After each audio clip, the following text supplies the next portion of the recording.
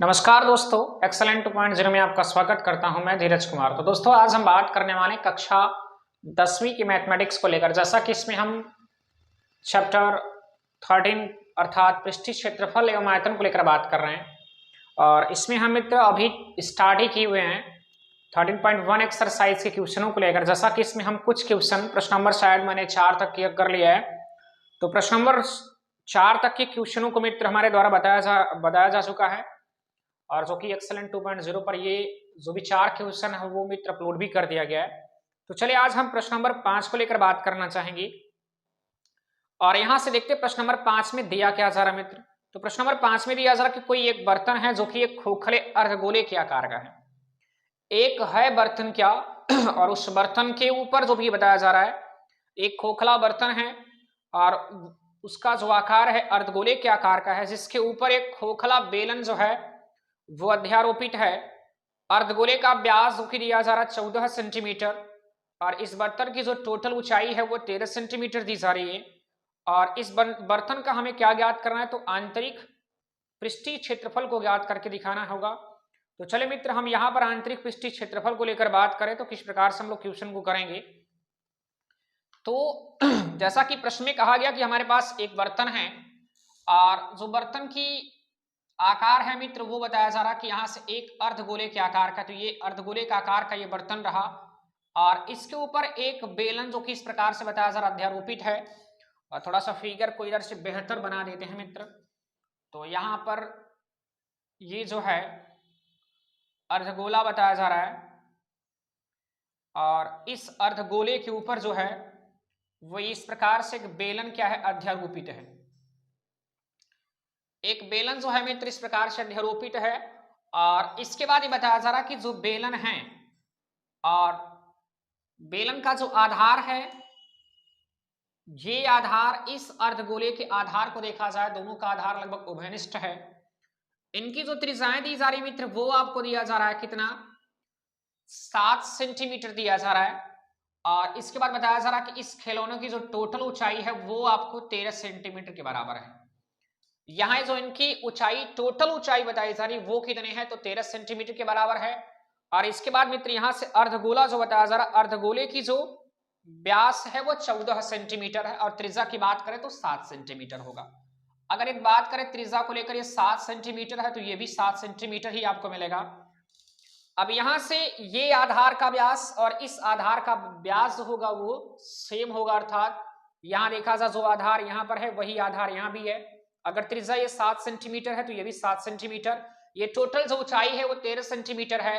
अगर मैं केवल बेलन की ऊंचाई की बात करूं तो देखिएगा टोटल ऊंचाई में से अगर मैं इस ऊंचाई को माइनस कर दूं, अर्थात आधार किसके आधार, तो अर्धगोले के आधार को अगर माइनस कर देता हूं तो यहां से बेलन की ऊंचाई जरूर मिल जाएगा।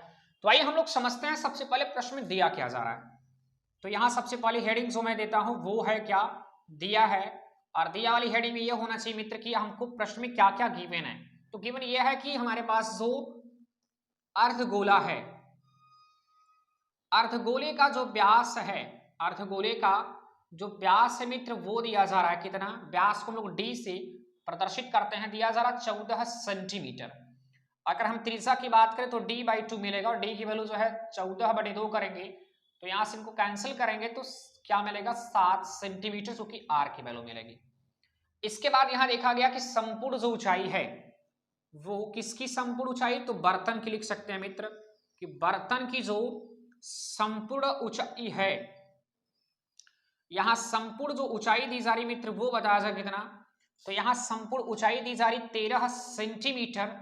और जैसा मैंने कहा कि अगर बेलन की ऊंचाई की बात करें तो ये चीज दिया में रहेगा। अब यहां से मैं अगर हल करने की बात करूं तो जो यहां पर बेलन की ऊंचाई मिलेगा वो क्या मिल सकता है, तो बेलन की ऊंचाई को हम मित्र यहां से खिलौने कह लीजिए बर्तन की ऊंचाई में से माइनस कर देता हूं क्या, यहां से अर्धगोले के त्रिज्या, अर्धगोले की त्रिज्या को अगर माइनस कर दिया जाए तो यहां बेलन की ऊंचाई को मैं स्मॉल एस से प्रदर्शित कर रहा हूं। बर्तन की जो ऊंचाई है वो 13 और यहां अर्धगोले का 7 हुआ, इनको माइनस करेंगे तो यह से बराबर क्या मिलेगा 6 सेंटीमीटर। अर्थात हमारे पास यहाँ बेलन की जो ऊंचाई है वो मिला 6 सेंटीमीटर और इनकी जो त्रिज्या करके है वो 7 सेंटीमीटर मिल रही है। तो हमें करना क्या है, यहाँ पर अगर हम इनकी पृष्ठीय क्षेत्रफल की बात करें तो देख सकते हैं यहां से अगर बेलन के पृष्ठीय क्षेत्रफल को अगर मैं यहाँ देखिएगा अर्धगोलीय अवयव है इनके पृष्ठीय क्षेत्रफल से जोड़ दिया जाए तो यहाँ से बर्तन का पृष्ठीय क्षेत्रफल आपको अवश्य मिल जाएगा। तो चलिए ये चीज मैं इधर हल कर देता हूं। यहाँ से आर की जो वैल्यू है वो आपको 7 सेंटीमीटर समझना पड़ेगा और आप नोट भी कर सकते हैं यहाँ से। तो हम निकालना चाहेंगे क्या, बर्तन का पृष्ठीय क्षेत्रफल, बर्तन के पृष्ठीय क्षेत्रफल को ज्ञात करना चाहें तो इसके लिए मैंने कहा बेलन का जो है कोई पृष्ठीय क्षेत्रफल ना लेकर हम पृष्ठीय क्षेत्रफल लेंगे क्योंकि हमको इतना ही भाग केवल क्या करना है, लेना होगा और ये जो भाग है वो आपकी इसमें आ जाएगा। तो चलिए या फिर बेलन में ये भाग आ जाएगा और ये केवल इतना ही भाग लेना पड़ेगा। तो बेलन का अगर हम पृष्ठीय क्षेत्रफल की बात करें तो 2πr/h और आधार की बात करें यहाँ पर जो हमारे पास बनाया जा रहा अर्धगोला इसके पृष्ठीय क्षेत्रफल की बात करें तो 2πr² होगा। इनको सॉल्व कर लीजिए, 2πr कॉमन करेंगे तो h प्लस r मिलेगा।